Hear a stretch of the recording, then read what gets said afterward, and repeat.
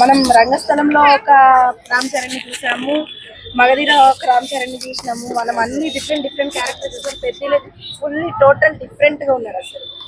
Fast అసలు. అంటే చాలా మంది హనుమంతుల వారు లాగా ఉన్నారు చూస్తే అని చెప్పి ఆ గద పట్టుకొని ఆ బాడీ లాంగ్వేజ్ అట్లుంది కదా, సో అట్లా అనిపించుంటారు. హనుమంతులు ఏం కాదు కానీ చాలా అంటే నెంబర్ 1 అసలు. చాలా బాగుంది అసలు. టీజర్ కూడా అసలు ఎక్సలెంట్. మూవీ సూపర్ హిట్ ఉంటుంది. అంటే పెహల్వాన్ రామ్ చరణ్ అంటారా? Of course. బాడీ లాంగ్వేజ్ చాలా బాగుంది అసలు.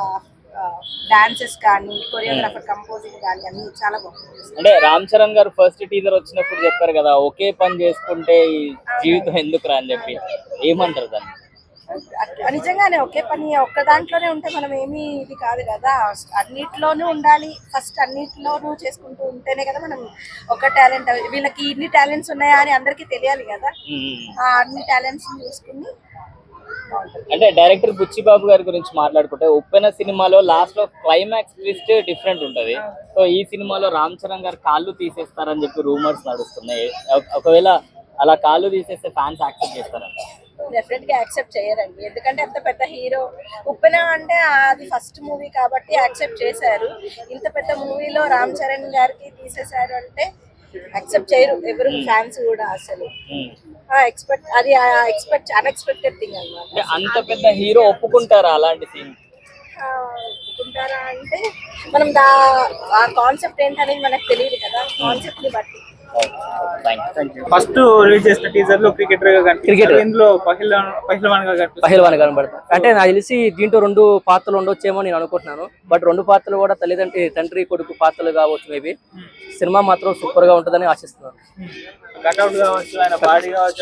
బాడీ రామ్ చరణ్ గారి బాడీ బాగా చూపించాడండి. ఇది చిన్న డైరెక్టర్ ఏమో కానీ తీసే 2వ సినిమా డైరెక్టర్ కానీ ఆ డైరెక్టర్ గా చెప్పుకోవచ్చు.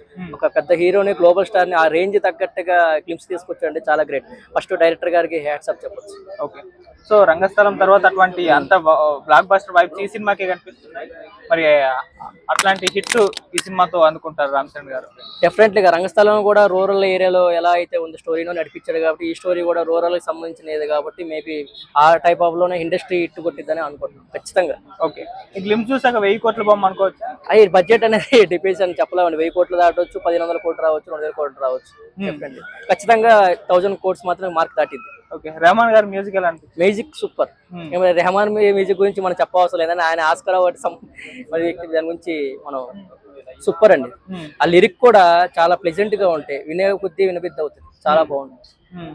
ఆ సినిమాటోగ్రఫీ ఇవన్నీ ఎలా? స్వామి శరణం అనుకున్నాను నేను, కానీ నిన్న టైలర్ అవి వచ్చినాయి కదా, ఆయన ఎట్లా కష్టపడ్డాడు ఆ బాడీ కోసం. అది డూబంటానికి కూడా లేదు. ఎట్లా కష్టపడ్డాడు రా బాబు ఇప్పుడు అనుకున్నాను. అమ్మాయిలు జిమ్ములకి వెళ్ళి వీళ్ళ కష్టం అనేది అట్లా ఉంది.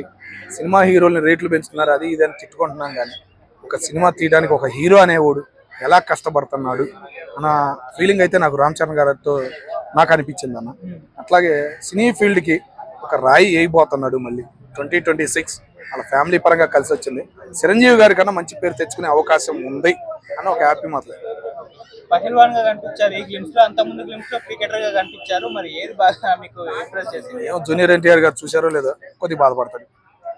నన్ను మిస్ చేసేవారు అబ్బాయి నువ్వు అన్న. వాళ్ళిద్దరు కలిసి ఇట్లాంటి సీన్లు వస్తే బాగుండేది. ఒక పల్లెటూరు వాతావరణాన్ని, మన పల్లెటూరు సంస్కృతిని, ముఖ్యంగా భీమవరం, మేము చిన్నప్పుడు కబడ్డీ పోటీలకు వెళ్ళేవాళ్ళం.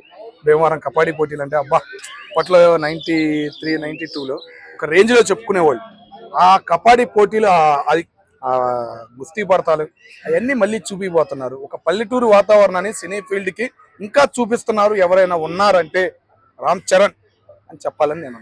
రంగస్థలం కూడా సేమ్ వైబ్స్ ఉంటాయి. సో ఇప్పుడు దీనికి అదే క్రియేట్ అవుతుంది. అదే అంటుందన్న. తెలంగాణ మనకి పల్లెటూరు ఒక భాష ఉంటుంది. ఆ పదాలు పలికితే ఆరోగ్యానికి మంచిది. ఓకే, అట్లాంటి పదాలు మనం ఈ మధ్యకాలంలో మర్చిపోతున్నాం. ఆ పదాలను మళ్ళీ రామ్ చరణ్ గారు గుర్తు చేస్తున్నారు. పల్లెటూరు విధానం ఎలా ఉంది, ఇది ఏందనేది మళ్ళీ సొసైటీకి చూపిస్తున్నాడు రామ్ చరణ్ గారు అన్న ఒక హ్యాపీనెస్ నాకు అనిపించింది. స్పోర్ట్స్ డ్రామా అని తెలిసిపోతుంది. మరి ఇందులో కుస్తీ పోటీ ఎక్కువగా ఉంటుందా లేకుంటే క్రికెట్ కి సంబంధించి ఎక్కువగా ఉండే అవకాశం? రెండు అనుకుంటున్నావు కానీ నాకు హనుమంతుడిలాగా కనపడ్డాడు నిన్న రాముల వారి పండుగ రోజు.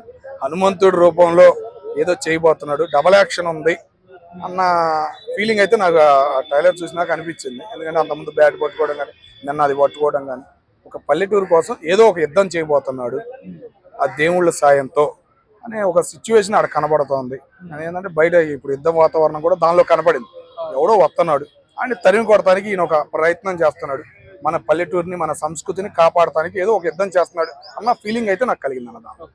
1000 కోట్ల బొమ్మ అనుకోవచ్చా? అనుకోవచ్చు సార్ కంపల్సరీ. ఏంటంటే వచ్చే మూమెంట్ ఏంటంటే మొన్నే వచ్చింది అన్నారు, మళ్ళీ వాయిదా వేశారు. April 30 అని అంటున్నారు.